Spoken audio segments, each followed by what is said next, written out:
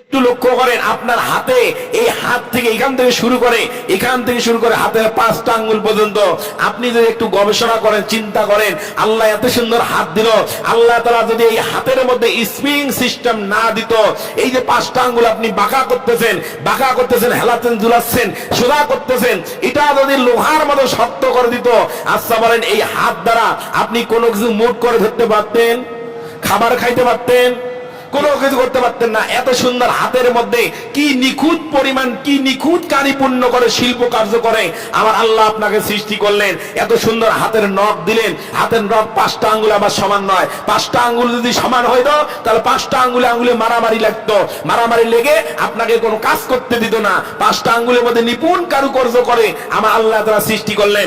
একটা ছোট, একটা লম্বা, একটা খাটো, একটা চিকন, একটা মোটা। হাতের 5টা আঙ্গুল দেখেন, 5টা 5 রকমের। তার মধ্যে আবার দেখেন কত সুন্দর সুন্দর আল্লাহ তাআলা জিকির তাসবিহ করার জন্য আল্লাহ তাআলা নিদর্শন দিয়ে রেখেছেন। শুধু তাই নয়, এই হাতের মধ্যে দেখেন মোগরাটা, হাতের যে মোগরাটা আছে এটা ঘোরানোর জন্য দেখেন এত সুন্দর একটা বল বিয়ারিং দিলেন, আপনি হাতটা যেই দিকে ঘোরাতে যাবেন সেই দিকেই ঘোরাতে পারবেন। আল্লাহু আকবার।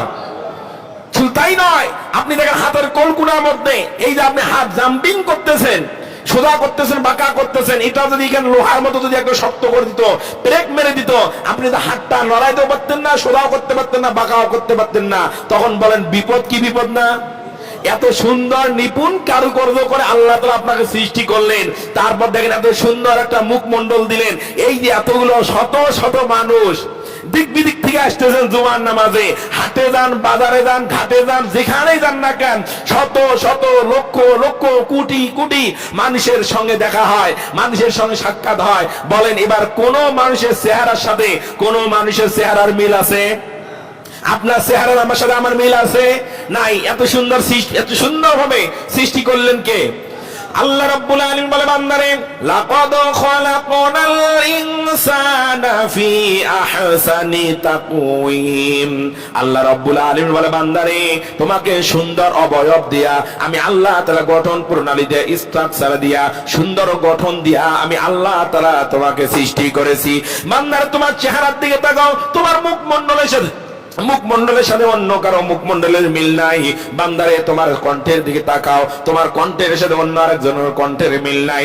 বান্দারে তোমার জবানটার দিকে তাকাও, ঠোঁটের দিকে তাকাও, তোমার ঠোঁটের সাথে অন্য কারো ঠোঁটের মিল নাই। বান্দারে তোমার নাকের দিকে তাকাও, তোমার নাকের সাথে আরেকজনের নাকের মিল নাই। বান্দারে তোমার চোখের দিকে তাকাও, তোমার চোখের সাথে অন্য কারো চোখের মিল নাই। ও বান্দারে তোমার হাতের দিকে তাকাও, তোমার পায়ের দিকে তাকাও, তোমার বডির দিকে তাকাও। কত সুন্দর স্ট্রাকচার দিয়া আমি আল্লাহ তাআলা তোমাকে সৃষ্টি করেছি। আমি আল্লাহ তাআলা পুরুষ হিসেবে তোমাকে সৃষ্টি করেছি। পক্ষান্তরে আরেক দল মানুষদেরকে আল্লাহ তাআলা মেয়ে হিসেবে সৃষ্টি করেছেন। আবার আমাদের সমাজে আরেকটা শ্রেণী আছে, যাদেরকে আমরা বলি আমার বন্ধু হিজরা, তাদেরকে আল্লাহ তাআলা সৃষ্টি করেছেন।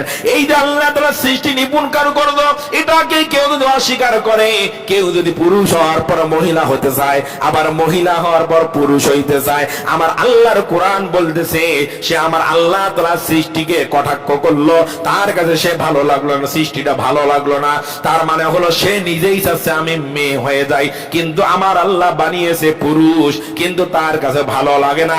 এখন সে আকাম কুকাম করে, কাজকর্মে প্রকাশ করে আমি একজন মহিলা। এটা সরাসরি আল্লাহর কোরআনের সাথে সাংঘর্ষিক, আল্লাহর সাথে কুফরি করা শামিল। কথা বলে ঠিক না ব্যাঠি? এই কুফরি করা শামিল। অথচ আজকে এই কুফরি আমাদের সমাজে একের পর এক প্রমোট করার জন্য, ছড়িয়ে দেওয়ার জন্য আমরা বিভিন্ন ভাবে দেখতেছি ইসলামের বিপরীতে তারা আজকে কুফরকে সমাজে আজকে প্রমোট করতেছে। আল্লাহ তাআলা সৃষ্টিকে বৃদ্ধাঙ্গুলি দেখিয়ে তারা আজকে পুরুষ হওয়ার পর পুরুষ ভালো লাগে না, মেয়ে হওয়ার পর মেয়ে আজকে তাদেরকে ভালো লাগে না, পুরুষ হওয়ার পর মেয়ে হতে চায়, মেয়ে হওয়ার পর আবার তারা পুরুষ হতে চায়। এমন লোক আছে না নাই? আওয়াজ যারা আছে না নাই? এরা সমাজগুলোকে এগুলো মেসেজ দিচ্ছে। কি মেসেজ দিচ্ছে? ট্রান্সজেন্ডার, যেটাকে বলা হয় আমার বন্ধু সমকামিতা। একজন পুরুষ হওয়ার পর সে মনে করবে না আমি পুরুষ নই, আমি একজন মহিলা।